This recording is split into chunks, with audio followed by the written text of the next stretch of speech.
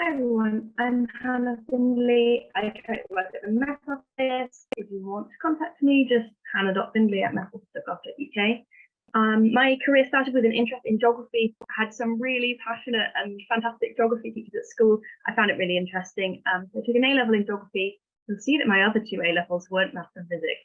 With hindsight, maths and physics probably would have been more helpful A-levels. But it actually hasn't held me back at all. I've had plenty of opportunities to do maths and physics later on. And I'm really glad that I did German and music. I still do those two things as hobbies. So after geography being my favourite subject, I chose it at university. Similar to Hannah, Birmingham wasn't my first choice university, but I really landed on my feet there because the course was so broad that I was able to try my hand at all sorts of different human physical geography. I did a lot of ecology because I thought that might be a career I was interested in. This photograph is of a field trip to Malta, which is a place that has lots of resource challenges, like how to get drinking water and what to do with waste, because it's lots of people crammed onto an island. So I found that really interesting, and I did loads of different types of subject. And in my final year, I did a course called Weather, Climate and Society, and it got me thinking about weather, meteorology and climatology. And I knew that the lecturers were the same lecturers who taught the masters at Birmingham. I thought that was something I'd be really interested in doing. So I stayed on and I did the applied meteorology and climatology course. Throughout my whole time at the University of Birmingham, I took the opportunity to do weather things on the side. I was the weather reporter for the student newspaper. I had my own blog, did a bit of GIS mapping, and I took a summer internship, which was in Paris, which is not me being a tourist at the Louvre on that bottom picture. So I, as the other speakers have said, I just took any opportunity that presented itself. I did quite a wide variety of things. Loads of stuff about green roofs, which is completely irrelevant to the job I do now. But just it's interesting, so do take opportunities that present themselves. I wasn't sure what to call this section, but basically, after leaving the University of Birmingham, I had a couple of years where I wasn't really working in meteorology at all. I started a PhD, which didn't work out for me. And I was actually, for a couple of years, I worked as an admin assistant at Birmingham Cathedral. And I actually personally developed a lot during that time. And I would highly recommend that even if you're doing a job that doesn't appear to be kind of on your career course, or even if you can't get the job that you want directly out of school or university, do try to take experience from any job you're in. So in this job, it's my first full-time job, I learned how printers work, how performance review works, how to be professional on an email, how to answer the phone professionally, which is something I do as a meteorologist. People regularly call me. So it was, and I learned how I motivate myself, how I like to structure my time, what kind of things I'm interested in personally. So I think it was a really useful experience, and I would not look down on that kind of experience. During that time, I also kept up with various meteorology or sciencey type things. I did kids' science parties. I attended a press day for the National Lottery, and I shadowed meteorologists. I literally sent out cold emails to people saying, can I come to the BBC Weather Centre, or can I come to IBM and just watch you forecast for a while? And that was really key to getting into meteorology properly in the future. So I would recommend, if you have the time and capacity to do some unpaid work experience, it's really, really useful. So yeah, one of the places I did some shadowing was advertising for a meteorologist. And so when I applied, I already knew the kind of work they did there, and I already knew the people who were interviewing me, and I hope I'd already made a good impression. So I was able to become a meteorologist at the Weather Company, which is part of IBM, or you might recognize the brand WSI. They use all of these.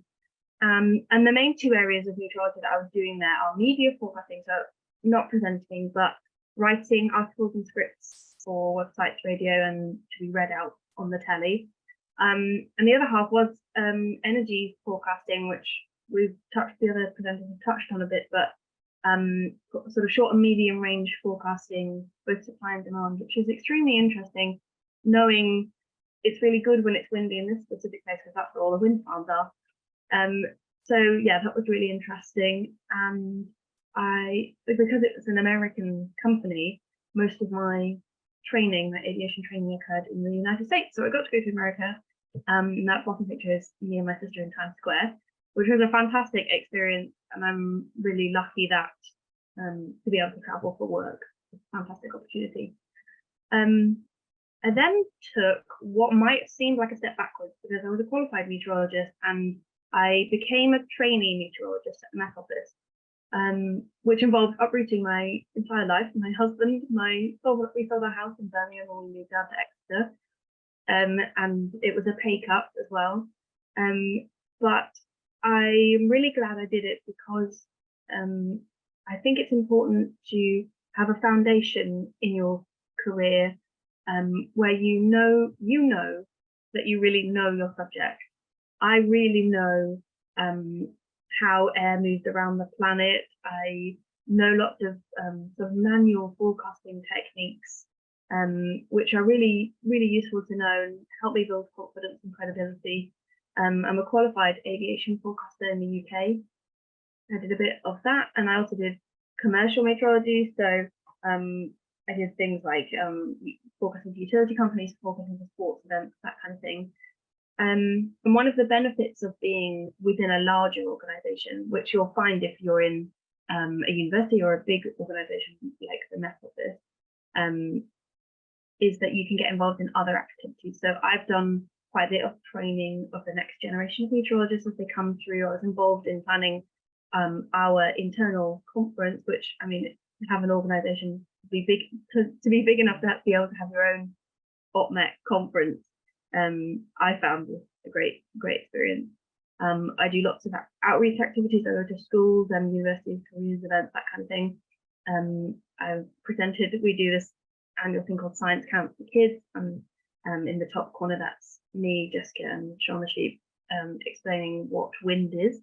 So that was a really great experience, and hopefully useful for kids looking to get into science. So last winter I focused on focusing for road surfaces, and I've personally found over the years that my interest in meteorology is in helping people make good decisions. So to be honest, I don't care if I've got the cloud base perfect, but it's affected nobody, then I don't really mind if my forecast is correct or not. I do mind if a pilot was able to land safely or was able to make a good decision based on the forecast I made. So this specializing in helping people decide whether to grit roads was really interesting to me. It wasn't just forecasting. I did short, medium, and long range forecasting for them, but I also did all the kinds of logistics, like have you picked a forecasting site which properly represents the site that you're trying to grit for, that kind of thing, to help them really be making those great decisions.